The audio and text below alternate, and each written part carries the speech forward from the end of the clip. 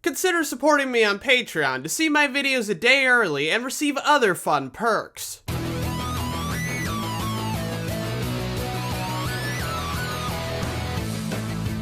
Back when I was growing up, mainly in my early teen years, there were a few shows that I was more into than Total Drama. And due to a combination of the upcoming reboot and Total Drama being just barely old enough to be considered nostalgic, the show's been blowing up quite a bit lately. With all this hype, I decided to go back and rewatch the series to see if it held up. And it did, kind of. You see, seasonal rot hit Total Drama hard, and as a result, the show's quality is kind of a roller coaster. At first, I ignored the bad seasons, but rewatching the good ones made me want to dust off an idea that I've had for a while, but never thought I'd actually do. Ranking every season from worst to best. With most shows, that would be kind of a weird thing to do, but in Total Drama's case, it makes sense. The show's a parody of reality TV, mostly Survivor, so each season has its own theme, set of characters, and overarching story. I'm gonna be grading these seasons in basically any way I can think of. And while I don't think I need to specify this, I will anyway. Despite both technically being spin-offs, the Ridonkulous race will be counted, while the ongoing Total Drama-Rama won't. If you're even remotely familiar with either of these, I shouldn't need to explain why. Anyway, let's get right into it.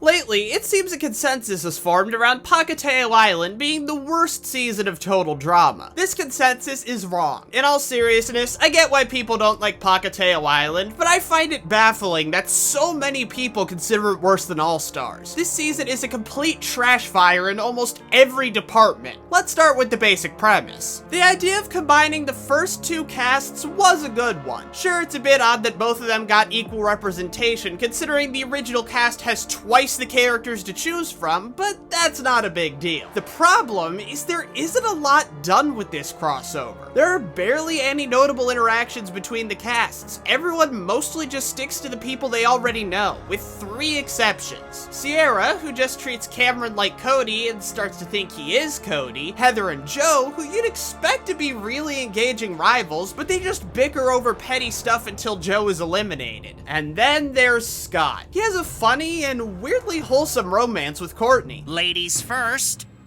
Or is that wrong because this is dangerous? Or is that wrong because this is the 21st century? Or is it the 22nd? While it lasts, at least. Honestly, Scott is probably the best part of this season in general. Yeah, he's different from his appearance in Revenge, but I really don't mind. The other big gimmick of this season is having the teams be heroes versus villains, which is an interesting idea when you think about it for less than 5 seconds. Putting all the nice people on one team and the manipulative schemers on the other just results in the heroes having nothing going on and the villains having so much going on it feels suffocating. Also, while the people on the hero team were nice in previous seasons, they feel absurdly nice here. It's kinda creepy. The challenges are all based on challenges from previous seasons, which is another great idea that's executed horribly. These don't feel like revamped versions of past challenges. They feel like leftover challenges from Revenge of the Island, but the writers make a loose connection to a past challenge to justify it. Most of them aren't that interesting either, and they use Fang way too much here. His presence in Revenge made sense because he was Scott's biggest weakness and the mutants were all over the place, but here, I just got sick of seeing him. Like, really? He's the final obstacle of the season? They couldn't come up with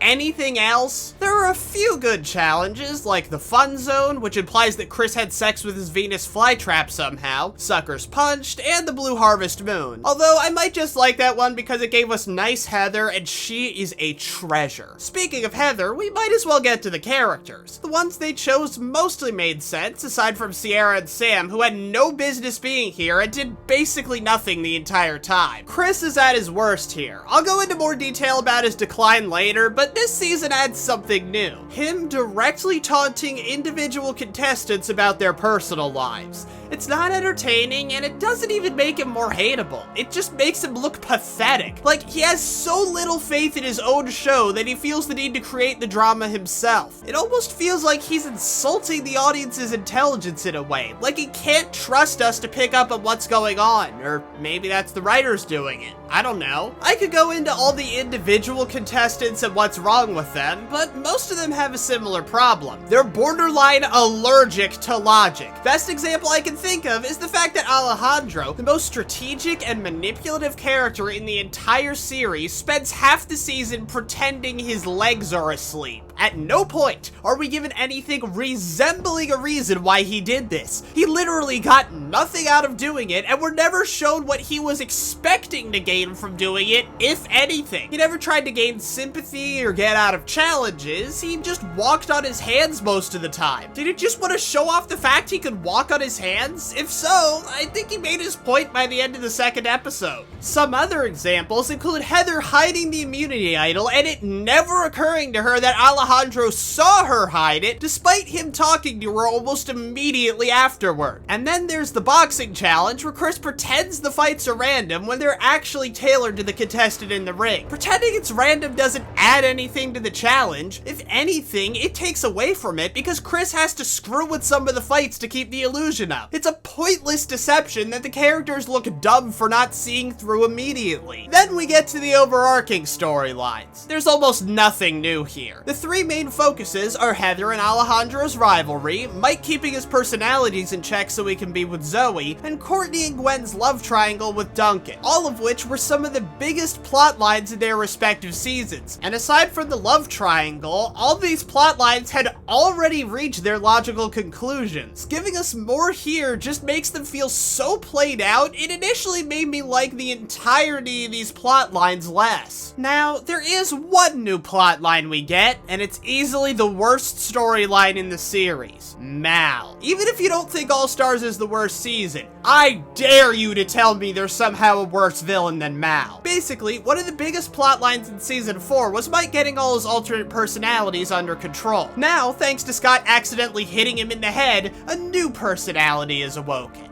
Mal. The show does everything it can to make him seem like this super intimidating force, but he's just pathetic. The other season's villains had these things called strategies. They weren't always good strategies, but at least they had actual plans for winning. Mal just goes around breaking things because he's cartoonishly evil, and any strategies he does have are contradictory. Like, he tries to manipulate Cameron into only trusting him, but also constantly tries to get him kicked off. Which is it? Do you want to use him or get rid of him as soon as possible? You can't do both. He's also incredibly obvious. The only reason he goes so long without getting found out is because, like I said earlier, the show turns everyone else into complete morons. Alejandro is a master of manipulation and has the best people skills in the series, yet he thinks it's a good idea to tell this clearly dangerous, violent guy that he not only knows who he is, but also has evidence against him. It's not even an attempt to blackmail him. It's just simple gloating. He gains literally nothing from telling Mal this. This is the kind of mistake Phoenix Wright would make, not Alejandro. Cameron was able to correctly diagnose all of Mike's personalities just from watching him in action, and he doesn't notice anything off about Mike. And then there's Zoe. To all the Zoe fans out there, this is the reason so many people hate her. In Revenge, she was essentially female Trent, which worked because she wasn't the focus. Here, she becomes the main focus, and they made her dumber than season 1 Lindsay. She's made aware of Mal's existence pretty early on, and she spends so much time seeing Mike act suspicious and uncharacteristically nasty, and doesn't put 2 and 2 together until Mal brings up the necklace Mike gave her. Keep in mind, Zoe is Mike's girlfriend. How the hell does she not see through this?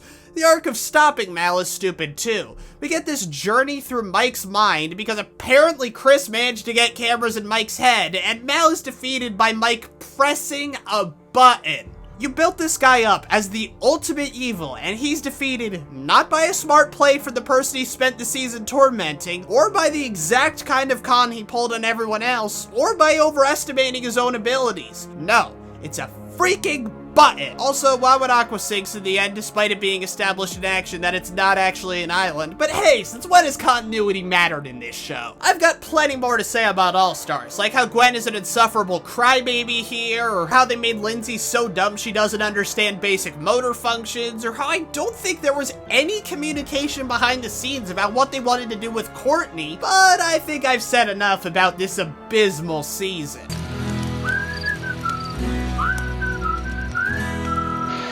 time for probably my most controversial Total Drama opinion. I don't really mind Pacateo Island. Like I said, I get why everyone hates it, so let's get into that. There are two major problems with this season, the gimmick and the cast. Starting with the gimmick, since it's easier to talk about, it's weird. The whole season takes place on a new island that has a lot more exotic wild animals than Wawanakwa, and it was supposedly populated by Cree Native Americans at one point. By supposedly, I mean that's a complete lie. It's an artificial island where the animals, terrain, and even the weather are all robotic. Now, that seems like a much cooler gimmick than the Cree thing and would be a much better theme to base a season on. But the island's true nature isn't formally revealed until episode 10, out of 13 episodes. Not only is not using this gimmick from the start a major missed opportunity, it doesn't make sense in-universe either. I think Chris would have a much easier time getting people to watch Total Drama Robot Island instead of Total Drama Pacateo Island. Really, the Cree theme only gives us hard-to-remember team names and a bit more variety in the wildlife, instead of all the cool sci-fi stuff they could have done with the island. Then, of course, we get to the characters. Now, since this is their third time creating a new cast from scratch, it was kind of inevitable they'd run out of teen stereotypes, so they just said screw it and went as bonkers as possible, which I kinda respect. Just look at these teen stereotypes that I'm sure you grew up with in high school.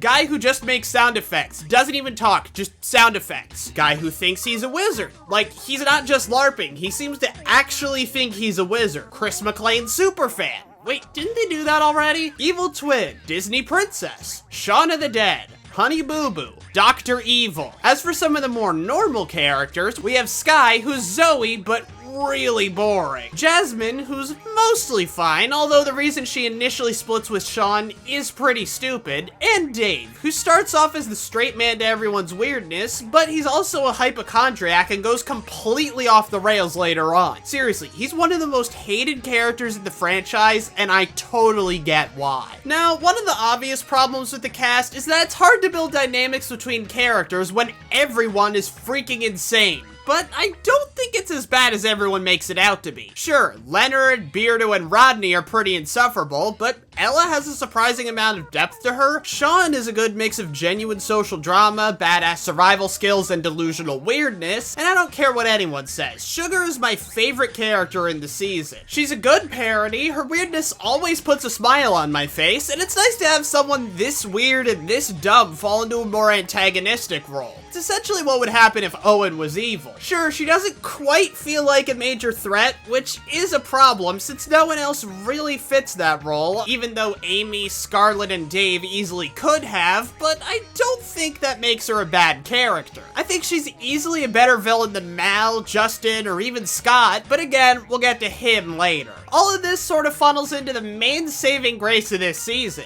It's so weird, it kinda works. When All Stars did a ton of stupid stuff, it expected you to take it seriously. When this season goes the extra mile in absurdity, some of the worst characters notwithstanding, it's pretty funny. Like when one of the challenges involves a lie-detecting chicken that apparently worked in the CIA, or when everyone screws up the cave challenge. And then there's the fact Chris wore a mask to screw over Topher, despite it being a phone call so he wouldn't need a disguise. That would feel like cheating if there was no explanation as to why Chris wore it, but the fact Chef questions it and Chris has a stupid but believable answer makes it pretty funny. And while the challenges aren't amazing, I think they're better overall than the past two seasons. This time when Chris lied about a challenge, there was a reason for it, and it was actually pretty funny. If I had said I wanted to cram you into giant balls and drop you 140 feet into a cave, you all would have moaned and whined. This was easier! Now, I'm not gonna act like Pacateo Island is great or even that good. Like I said, most of the characters are pretty weak, some of the drama feels forced, and most of the character dynamics aren't really that interesting. It's pretty far behind the seasons that are better than it, but it's miles ahead of All Stars, and I'm tired of pretending it's not.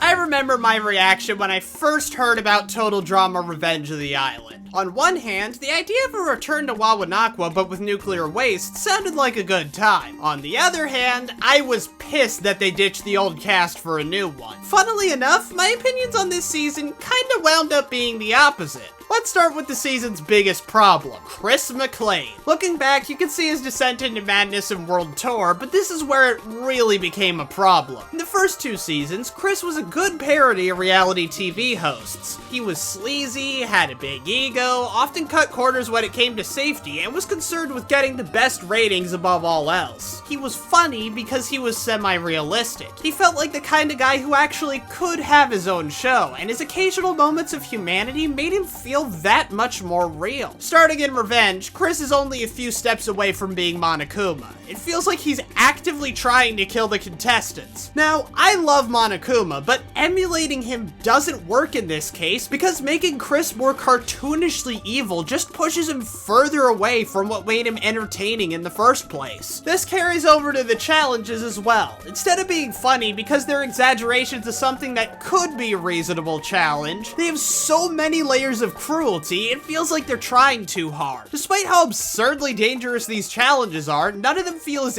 evil as something like the Big Sleep from season 1 because they're so unrelatable. Also, I don't think the mutant theme really added much to the season either. Really think about it. Aside from Fang and Dakotazoid, you could remove the mutants from the season and only 2 of the episodes, the ones with the mine and the Frankenforest, would be that different. But enough about the challenges. How are the characters? For starters, I've got a bone to pick with Scott. Aside from Mal, I think Scott is easily the weakest major villain in Total Drama. Why? Well, for starters, his plan makes no sense. Yeah, it's unique, but sabotaging your team constantly is just a dumb idea. If he was doing it to specifically pick off people he thought would be a threat to him in the merger, that would make a bit more sense, but Scott says it's to give the other team a false sense of security before he picks them off. It's all part of my strategy. Let my team lose so the maggots develop a false sense of security before I pick them off. How did he plan to do that when his own team was in shambles?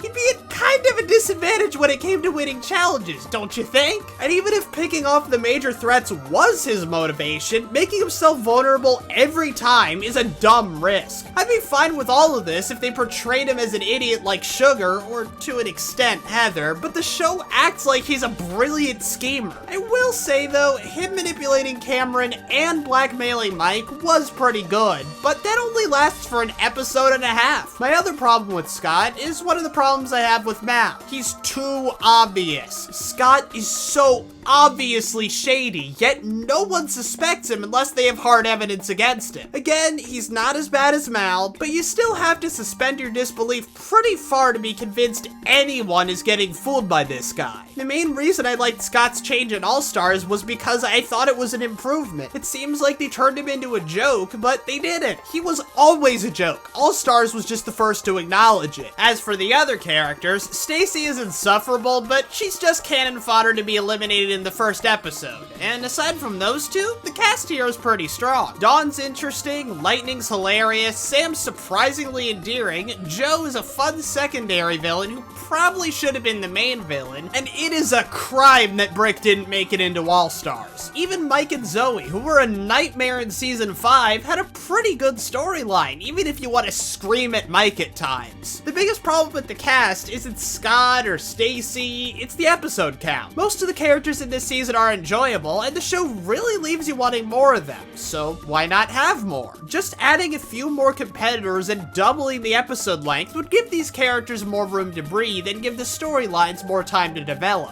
Things don't necessarily feel rushed as is. The storylines they had were good for the most part. I just think they'd be a lot better if this season was as long as the first 3. So yeah, lame theme and challenges, but the cast really carries this season.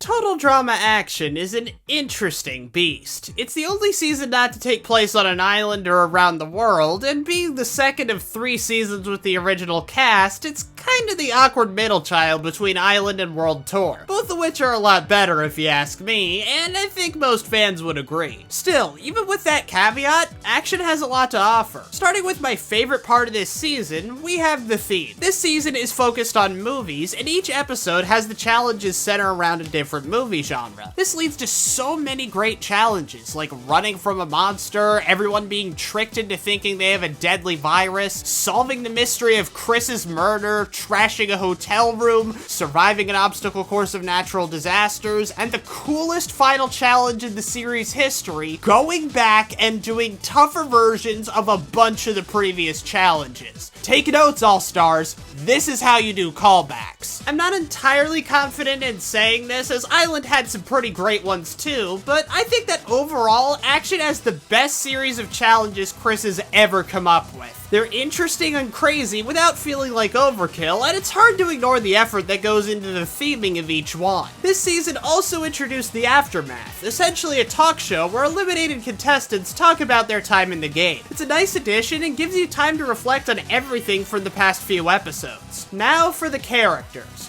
Before getting to the contestants, I have to say this season has Chris and Chef at their best. Chef gets a lot more development than just angry military guy, especially thanks to his weird alliance with DJ, and Chris is the funniest he's ever been. He's got an ego, loves to hype up the spectacle as much as possible, and he manages to be an asshole while still feeling human instead of being an over-the-top supervillain. I mean, just look at this scene in the Disaster Movie episode. We've got to get the cast out of there. Simple formula. No more contestants equals no more episodes equals no paycheck. And the end of my luxurious lifestyle. Texas Hold'em?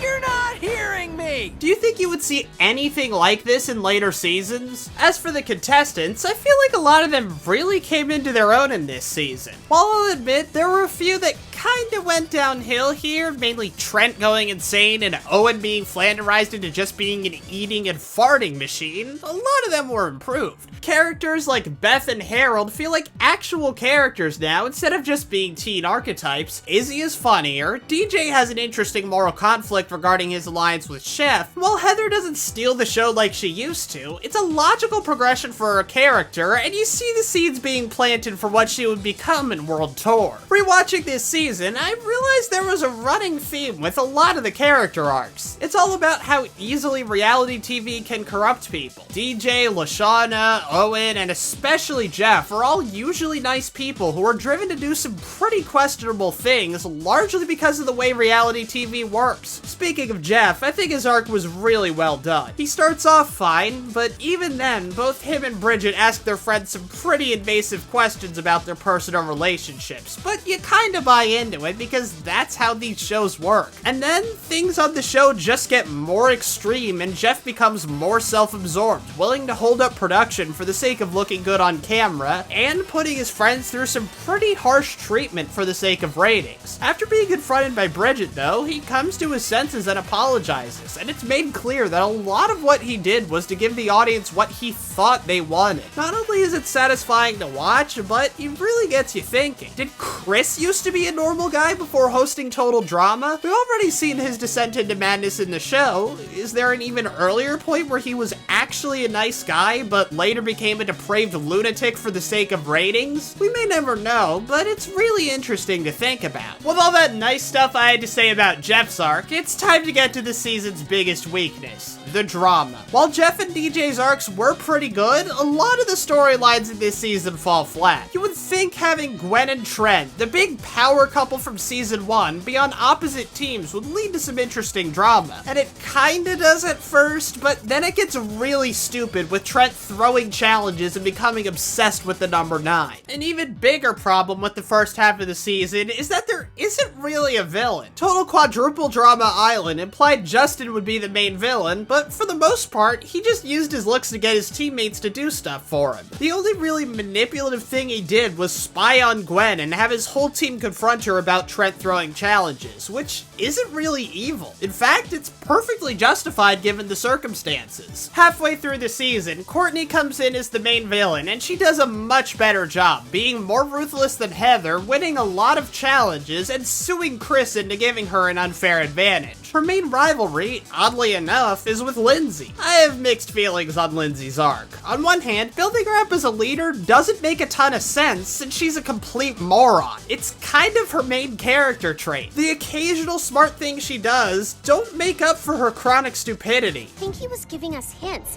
He said he was on Cloud 9. That's like heaven, which means he's not alive anymore. What do you do with dead people? You bury them. So maybe he's buried underground. Maybe we should dig and see if we find him.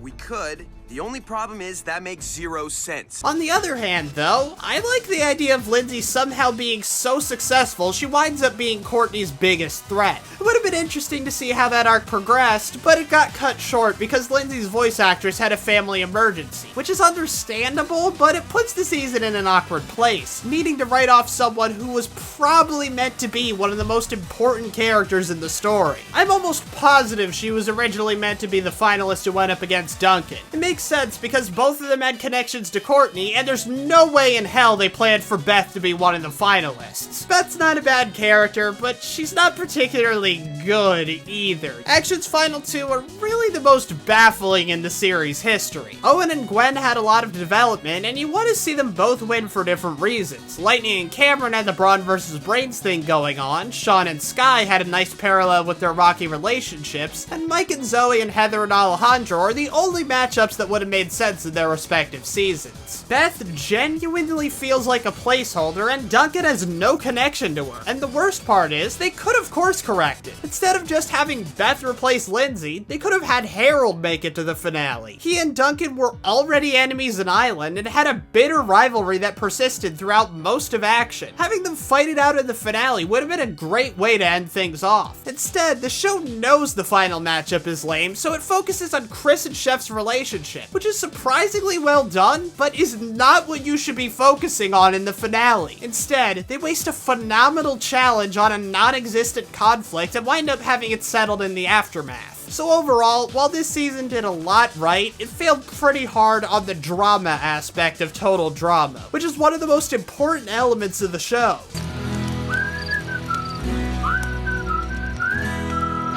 These next two were really tough to decide between, but in the end, I had to give the next spot to where it all started, Total Drama Island. This season occupies an interesting place in the show's history. Total Drama was originally conceived as an edgier show for older teens, rather than something the whole family can enjoy, and you could clearly see the traces of that in this season. It has a much more cynical edge than the others and feels more like an MTV cartoon, which I feel gives it a unique sense of identity. Of course, that created a problem when it came to importing this show to America and sanding down the rougher edges so it could air on Cartoon Network. As a result, there was a lot of censorship. They never cut scenes or anything, since the show wasn't super edgy, they just substituted lines of dialogue. Sometimes it's not noticeable, but there are some things that are pretty dumb. For example, there are times when a character was clearly going to say stupid, but they subbed it with something else, like loser, despite the word stupid being commonly used in kids' cartoons. There are also a handful of moments where the censorship just straight up kills the joke. The beaver.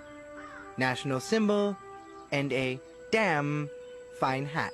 National symbol and a real fine hat. I'm sure there are a lot of fans who will never forgive them for getting rid of Lindsay cussing out Heather, and then there's the beef testicles scene, which probably did need to be changed, but with the edit, the scene doesn't make sense in the American version. They could have just said the meat was rotten and it would have worked, but Chef literally just says they're meatballs and everyone gets grossed out. You're right, Owen, but these are kind of special. It's beef meatballs bourguignon. Meatballs?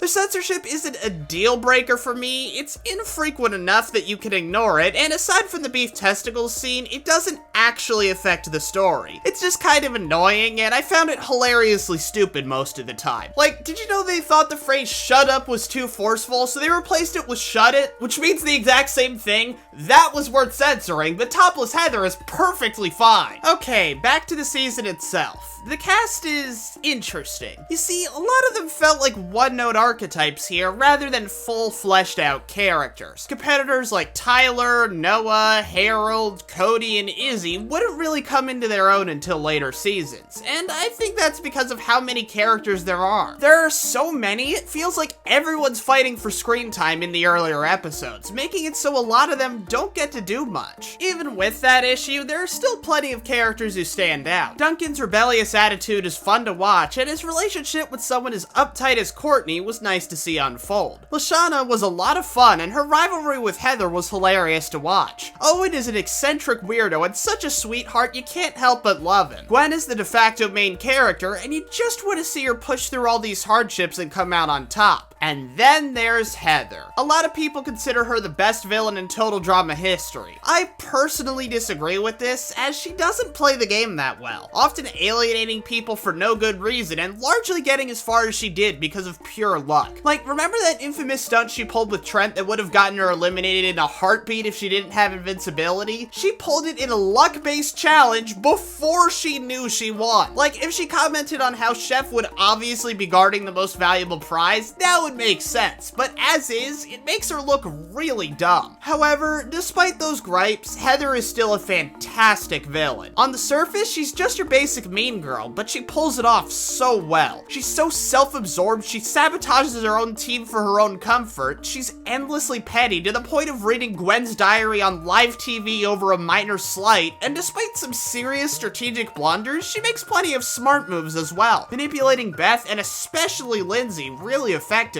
Not only is she insanely cruel, she's pretty funny as well, with her own vanity and ego often backfiring on her, and while I'll get to this part a bit later, she goes through more growth than almost any character in the series, but not in the way you'd expect. The challenges in Island are simpler than most of the other seasons, but that works in this season's favor as they wind up being more memorable that way. Maybe it's just because I've watched Island way more than the others, but so many of the episodes are memorable to me. In the first half of the season, some real standouts are the Big Sleep, Dodge Brawl, Phobia Factor, and Basic Straining. The second half of the season is kinda weird to me, as I have some sort of big problem with half of the episodes, like the elimination making no sense in Hide and Be Sneaky, my aforementioned problems with Search and Do Not Destroy, and Camp Castaways and Are We There Yeti just not being very good. Seriously, why did you build up Sasquatch and Aqua so much as a threat when we've already seen him get beaten up by Eva? Why does everyone act like they've never seen him? It makes no sense. On the flip side though, the other half are some of the best individual episodes in the entire series. The Brunch of Disgustingness, No Pain, No Game, I Triple Dog Dare You, After the Dock of Shame, and of course, Hook, Line, and Screamer, probably my second favorite episode of the whole series, right behind Hawaiian Punch. So in the end, Total Drama Island is a classic, but not the best the show has to offer.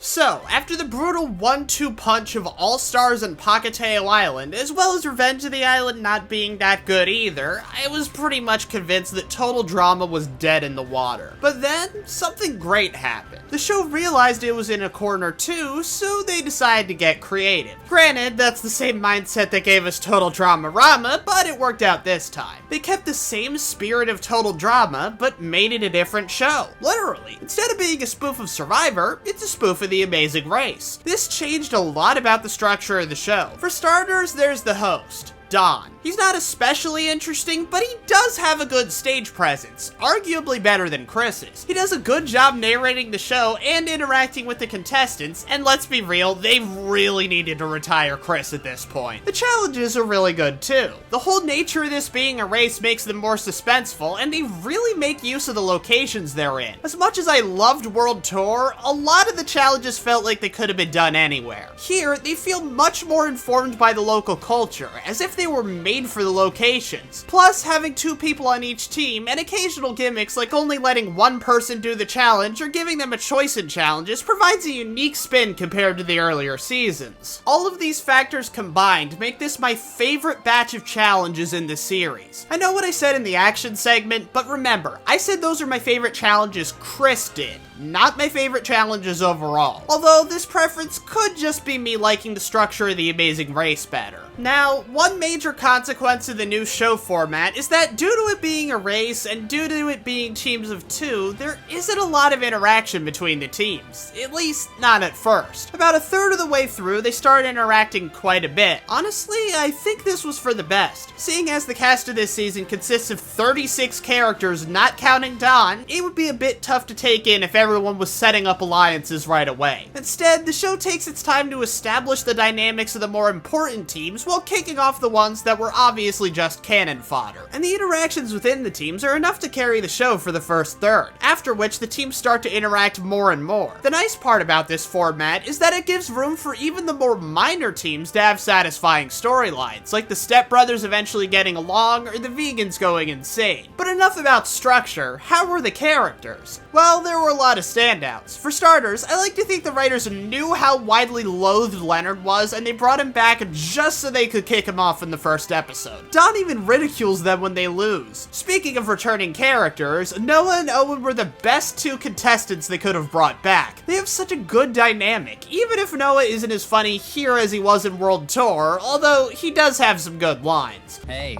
they even have dollar stores. I like the idea that they became close friends and went on a ton of other reality shows after Total Drama, and they last just long enough for me to be satisfied without it feeling like they're taking the spotlight away from the new characters. I also liked their interactions with the sisters. Emma's relationship with Noah is sweet, and I love the way Kitty and Owen try to play matchmaker. Also, the fact this is a really competitive girl having the hots for a scrawny, nerdy boy, but not wanting to hook up with him because of the competition makes me feel like they wanted to do Sky and Dave again without it going horribly wrong this time. The sisters' interactions with each other are great too, and seeing their different priorities clash, but eventually coming to a point of understanding is nice. Jeff and Brody were fun too. It's interesting seeing what Jeff is like without Bridget, and it's nice just how chill these two were. The Goths last way longer than I expected them to, and I'm glad they did, because they're funny and weirdly entertaining. Despite looking and acting creepy, they're surprisingly nice people. I really liked the father and son. Junior serves as a good straight man for his father to bounce off of, and Dwayne Sr. is hilarious. He's this awkward, arrogant, out-of-touch parent who's trying way too hard to seem cool. And it really works because you can tell this comical desperation comes from a genuine love for his kid. Sanders and MacArthur are essentially the protagonists of this season, and they're pretty entertaining. It's a typical buddy cop dynamic, with Sanders being the more by-the-books officer and MacArthur being a freaking lunatic. Makes for great comedy and even some good drama later on. Finally, we get the Ice Dancers. These guys are some of my favorite villains in Total Drama. Since this isn't a Survivor clone anymore, they can't have some elaborate strategy to win. Instead, they're flamboyant, egotistical assholes.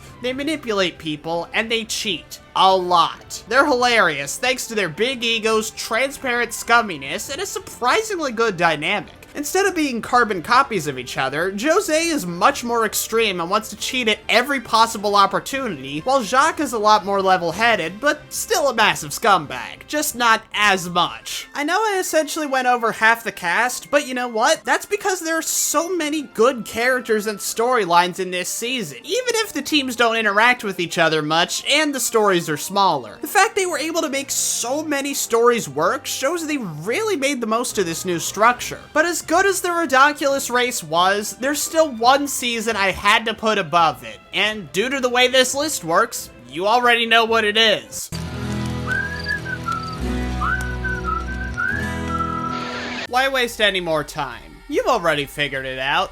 My favorite season of the bunch is Total Drama World Tour. Now, let me start off by saying this season isn't perfect. For starters, there's Sierra. She felt like a real missed opportunity. As a Total Drama superfan, you'd expect her to have a lot of knowledge about the show that would come in handy, but that only happens once, and it's more of a superstition rather than an insight on a specific character or predicting a challenge. Also, while her stalker shtick was funny at first, it got old by the time they reached Paris, which is less than halfway through the show, and she's basically there until the finale. Even still, I can't say she's a terrible character, as she does have plenty of good moments, especially in the last few episodes. As for the other issues, the show just kind of forgets that Heather and Lashana had a truce in action. That was a pretty big plot point, and the show acts like it never happened. I know everyone hates Blanley and considers her the worst part of this season, but I think she serves her role well in the Aftermath shows, essentially showing Jeff what he could have become had Bridget not intervened. Plus, she was only in the main show for 2 episodes, so I don't think she's that big of a deal. well. I could also complain that the one time we had 3 teams, the same one lost every elimination challenge until it was dissolved, which takes a lot of the suspense out of the earlier episodes. However, it also served an important function. Team Victory was essentially a repository for all the characters they wanted to bring back, but didn't know what to do with. And letting them take the fall gave time for the dynamics on the other 2 teams to develop before either of them were really at risk. On the subject of elimination, it was a smart idea to make it random when the elimination challenges happened. That way the writers had more flexibility in terms of kicking people off, so they could have the eliminations serve the story better. The only other season they could really control that was the Redonkulous Race, and I'm seeing a pattern here. Anyway, getting to the main gimmick of this season, we have the musical numbers. I, like a lot of people, thought they were insane when they came up with this idea, but it wound up working out pretty well. There were some duds, Blainerific, Boyfriend Kisser, and especially A Chinese Lesson come to mind, but they were mostly good and there were a lot of standouts. The Sea Shanty, This Is How We Will End It, Strip Them Down, I'm Gonna Make It, Her Real Name Isn't Blainely. There are so many bops here. Even beyond the music, they really went all out with the animation in these numbers. Well, all out by total drama standards. There's nothing technically impressive, but they really get creative with the visuals in these things. It provides a nice change of pace, and the same can be said about the countries they visit. While they don't add as much as they did in the Redonkulous Race, they still provide a nice change of scenery and give the season a grander sense of scope. Now for the main event. The reason this season had to be number 1. The characters and how they tie into the drama. There's one major conflict this entire season revolves around, and it's the most engaging conflict in the show's history. On one side, you have Alejandro, who I consider the best villain in the show's history. At first glance, you could say he's everything Justin was implied to be in Total Quadruple Drama Island, but he's so much more than that. He's a master of manipulation, not only getting the ladies to swoon over him, but being able to talk just about anyone into doing whatever he wants. Out of the 16 eliminations in this season, he's mostly responsible for almost half of them. All the while, he projects the image of a charming, honorable competitor, so most people can't see him coming. Beyond simple manipulations, he's also athletic and good at challenges, so he can play the game the normal way too. However, despite all of this, he's not perfect. He gets irrationally angry when people call him Al. Despite his superficial romances, he develops feelings for Heather, and there are a few people who can see through his facade. Noah, Duncan, and the other side of this rivalry, Heather. In addition to being one of the only people who can see through Alejandro, Heather is the only competitor ruthless and cunning enough to beat him. However, despite these skills, she's at an enormous disadvantage. While most of the cast has been fooled into thinking Al is a good guy, everyone knows what Heather did in season 1 and hates her for it. As a result, she has to evolve her strategy and play smarter in order to win over whoever she still can and beat Al. It's interesting because it takes a deliciously evil villain and turns them into a sympathetic underdog, not by making them a better person, at least not by much, but instead by putting them up against an even greater threat. This duality makes Heather one of my favorite characters in the whole series. But it doesn't stop there. The other characters have their own drama too, and most of it ties into the war between Heather and Alejandro.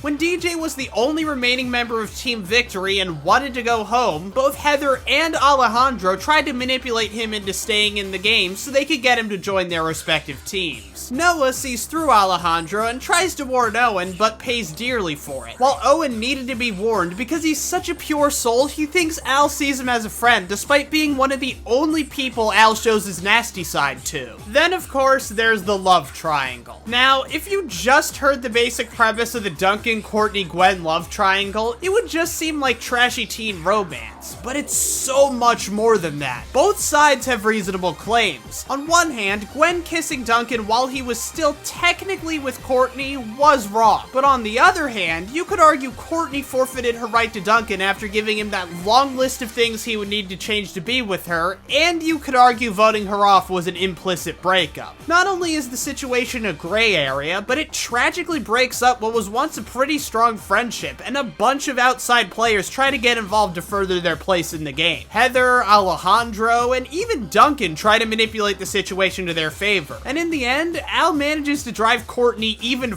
further off the rails than she already was. Finally, Sierra and Cody's parasitic stalker-stalky relationship lets them fly under the radar for a while until they're the only ones left and Heather and Al try to win them over. And in the finale, Cody winds up being the deciding factor that tips the scales in Heather's favor. Because despite everything he had been through, and despite all the people Heather alienated, she treated Cody pretty well the whole season without even really trying to. And this whole conflict comes to a close in an incredibly tense and satisfying finale. And that's why this season is #1. The theme is good, the music is surprisingly great, the humor is on point like usual, and most of the characters are a joy to watch, but at the end of the day, this is total drama, and no other season even comes close to how well the drama was executed in World Tour. I am Defoffalizer, and man, this series used to be great. Hopefully this reboot is more in line with the earlier seasons than the later ones. I think with the time they spent away from the show that might be the case, but there's no way to know. Before I go, a big shout out to Danger Sushi, Double Trouble 154, and the SMR for supporting me on Patreon. If you want to get shouted out at the end of videos like this, consider supporting me there too.